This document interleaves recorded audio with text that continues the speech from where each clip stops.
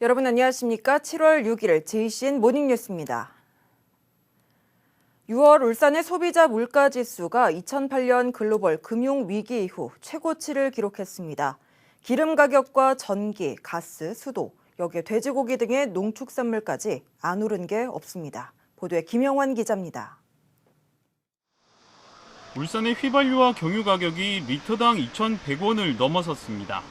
유가가 고공행진하면서 주유소를 찾는 운전자들의 부담이 커지고 있습니다. 전에 3만치 정도가 20 몇 리터 됐는데 지금은 5만치 넣어야 이 정도 되거든요. 차량 운행을 이제 여덟이만 안 하고 이제 특별한 볼일이 있을 때만 지금 하고 있습니다. 식자재 가격도 급등하면서 소비자들이 쉽게 지갑을 열지 못합니다. 돼지고기는 1년 전보다 16.8% 올랐고 배추는 32.1%, 감자는 무려 40% 가까이 가격이 급등했습니다. 돼지고기가 지금 많이 가격이 올라서 지금 국내산보다는 수입산 돼지고기를 찾는 고객님들이 지금 많고요. 올해 초 3%대 중반이었던 울산의 소비자 물가지수는 5월에 5.3%까지 오르더니 6월에는 5.9%까지 치솟았습니다. 2008년 8월 글로벌 금융위기 이후 13년 10개월 만에 가장 높은 기록입니다. 울산은 전기와 가스, 수도 등의 공공요금이 1년 전보다 9.7% 상승해 가장 큰 인상폭을 보였고 유류 가격 인상으로 인해 공업 제품도 8.5%나 올랐습니다. 소비자들의 체감 물가를 보여주는 생활 물가 지수도 1년 전보다 7.5% 상승했습니다. 우크라이나 전쟁이랑 유류 가격 인상으로 인해서 몇 달째 계속 최대 상승률을 갱신하고 있거든요. 러시아와 우크라이나 전쟁이 끝나지 않는 이상 물가는 진정되지 않을 것이라는 예측이 나오고 있습니다. 올 하반기에 가스와 전기요금의 추가 인상 가능성이 높아지면서 물가가 더 오를 것이라는 전망이 나오고 있습니다. JCN 뉴스 김영환입니다. 울산시는 오늘 울산 상공회의소 회장단과 지역경제 현안을 논의하는 간담회를 가졌습니다. 상위 회장단은 고금리와 고물가, 고환율 등 위기 대응을 위한 경제 활성화 방안 모색과 중대재해처벌법 보완 입법, 조선산업 활성화를 위한 기술 인력 지원 확대를 울산시에 요청했습니다. 또 동부가 석유가스 거점 사업의 전략적 추진과 자동차 산업 제도약, 폐기물 매립시설 확충, 도시균형 발전을 위한 개발 제한구역 해제도 함께 건의했습니다.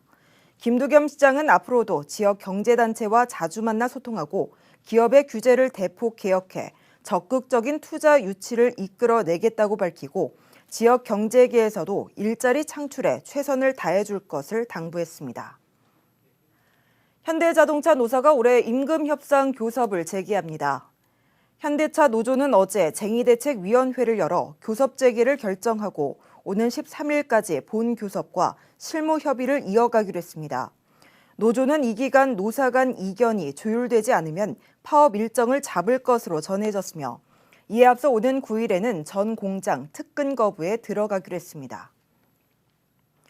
울산시가 시민신문고 위원회를 통폐합하는 행정기구 개정 조례안을 입법 예고한 것과 관련해 울산시민연대가 반대 의견서를 제출했습니다. 울산시민연대는 신문고위가 행정에 의해 억울한 피해를 보지 않도록 시민 권익을 보호하는 역할을 해왔고 시민 고충 처리 만족도 1위 등 우수한 평가를 받아왔다며 기구 폐지에 반대한다고 밝혔습니다. 시민연대는 이어 비슷한 기능을 가지고 있다는 이유로 감사관실과 통합하는 것은 시민의 공익을 키워나가는 것이 아니라 공무원의 이해를 대변할 가능성이 크다고 지적했습니다. 최근 무기질 비료의 가격 상승으로 농업인들의 어려움이 가중되고 있는 가운데 울산시가 비료 가격 안정 지원 사업에 나서기로 했습니다. 지원 대상은 농산물을 생산하는 농업인으로 지난해 8월 대비 올해 평균 가격 상승분의 80%를 제외한 가격으로 비료를 구매할 수 있습니다. 울산시는 27억 4천여만 원을 투입해 5,900톤의 무기질 비료에 대해서 지원할 계획입니다.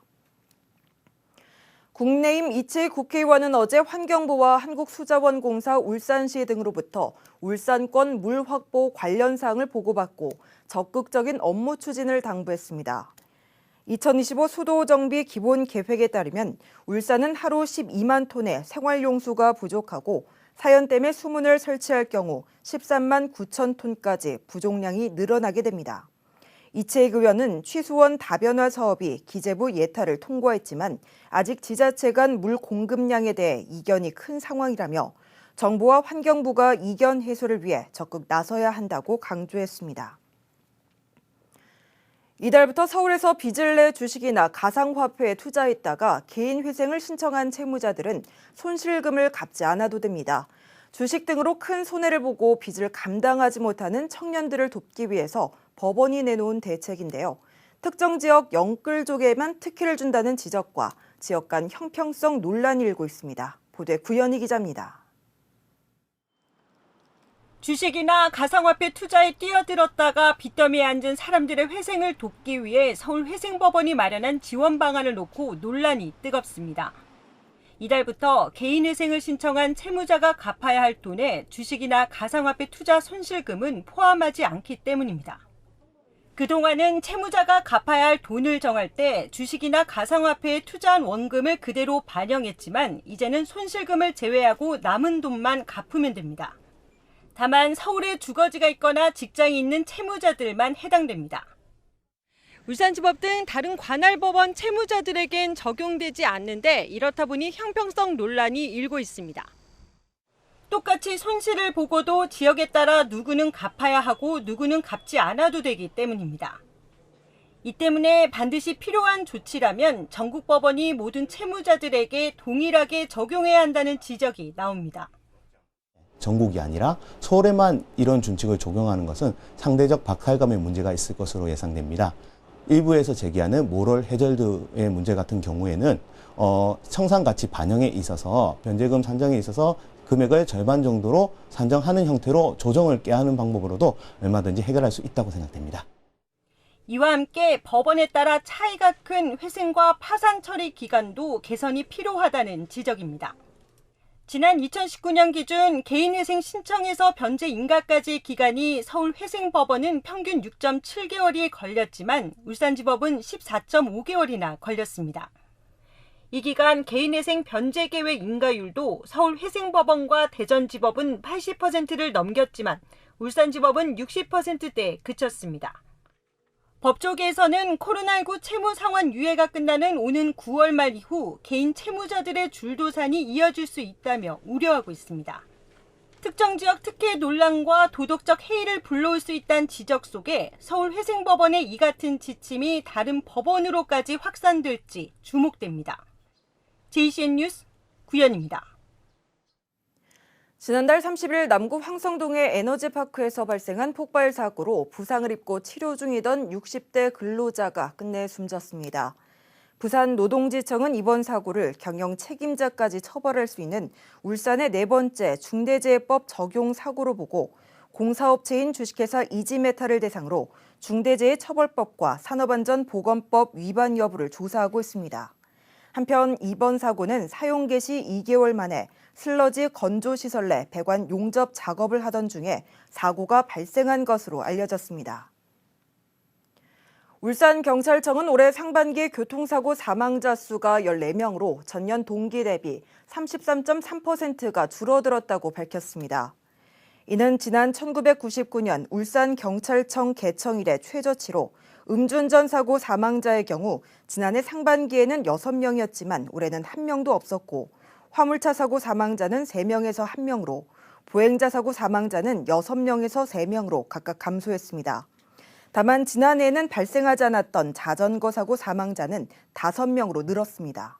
경찰은 코로나19 사회적 거리 두기와 교통시설물 개선 등의 효과로 교통사고 사망자 수가 줄어든 것으로 분석했습니다. 남부경찰서는 학예 휴가철 교통사고 예방을 위한 음주운전 집중 단속을 실시합니다. 남부선은 거리 두기가 완전히 해제된 이후 교통량이 점차 회복되고 또 여름 휴가철과 겹치면서 음주운전도 늘어날 가능성이 많은 것으로 보고 사고 예방 차원에서 지난 1일부터 음주운전 단속에 나섰다고 밝혔습니다. 남부선은 유흥가 주변을 중심으로 음주사고 취약 시간과 장소에서 밤낮 없이 상시 단속하고 특히 숙취 운전 방지를 위한 단속도 병행합니다. 울산시 자치경찰위원회가 자치경찰제 시행 1주년을 맞아 어제 시의회 시민홀에서 정책 토론회를 열었습니다.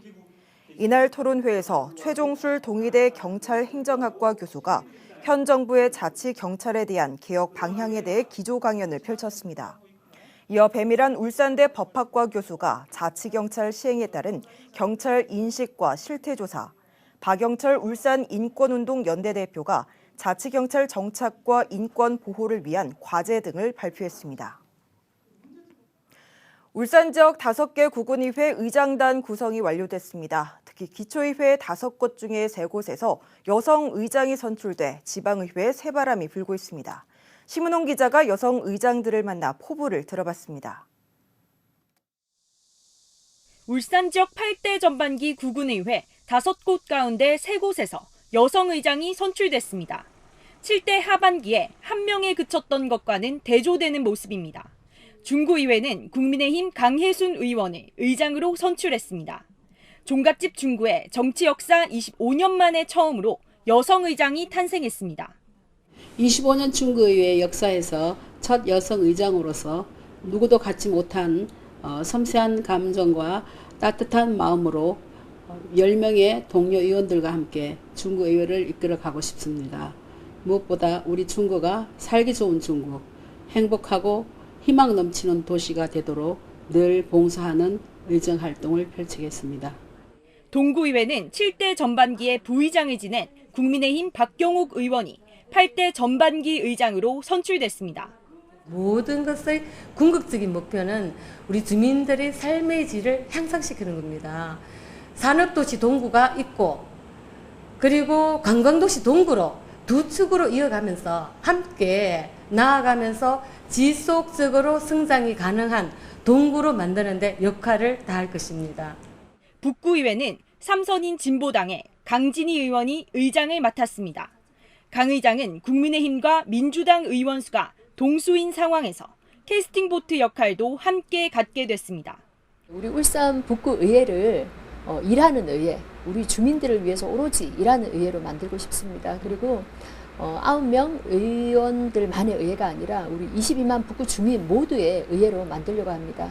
그래서 주민들이 의정에 더 많이 참여하고 결정할 수 있도록 저희가 조례 개정이나 이런 것들을 하려고 합니다. 한편 남구의회는 국민의힘 이정훈 의원이 의장에, 울주군의회는 국민의힘 김영철 의원이 의장에 각각 선출됐습니다. 5개 구군 가운데 3곳에서 여성 의장이, 또 2곳에서 여성 부의장이 선출되면서 여성 정치인들의 행보에 관심이 모아지고 있습니다. JCN 뉴스 심은홍입니다. 울주군청 해뜨미 씨름단 소속 노범수 선수가 평창 평화장사 씨름대회에서 태백장사에 등극하며 대회 3연패를 달성했습니다. 노 선수는 어제 강원도 평창군에서 열린 태백장사 결정전에서 상대를 3대 0으로 물리치고 우승했습니다. 노 선수는 지난 2020년과 지난해에 이어 올해까지 3년 연속으로 평창 대회에서 우승했으며 통산 13번째 우승 트로피를 들어올렸습니다.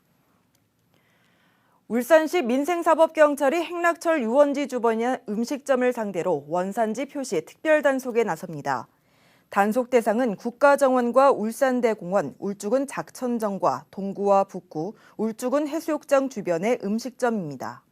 민생사법경찰은 수입산을 국산으로 허위로 표시하거나 혼합해 국산으로 위장 판매하는 행위, 원산지 표시 없이 판매하는 행위 등을 단속할 계획입니다. 원산지 미표시는 1,000만 원 이하의 과태료가 부과되며 원산지 거짓 표시는 7년 이하의 징역 또는 1억 원 이하의 벌금에 처해집니다. 울산시가 전국 지자체 최초로 방사능 재난 시 시민들의 신속한 대피를 위한 알림 시스템 구축에 나섰습니다. 이 시스템은 방사능 재난 발생 시 시민들에게 재난 상황과 구호소 등의 정보를 웹이나 이동통신 등으로 신속하게 제공하게 됩니다. 울산시는 12월까지 용역을 완료할 계획입니다. 한국동서발전이 동구 지역에 정착한 아프가니스탄 특별기여자 가족들의 건강한 여름나기를 돕기 위해 냉방용품을 지원했습니다. 동서발전은 어제 동구청장실에서 아프간 특별기여자들에게 써달라며 사랑으로 전하는 무더위 프로젝트 지원금을 전달했습니다. 동구청은 전달받은 지원금으로 아프가니스탄 특별기여자 29가구에 가구당 2대씩 서큘레이터 선풍기를 지원할 예정입니다. JCN 모닝뉴스를 마칩니다. 함께해 주신 여러분 고맙습니다.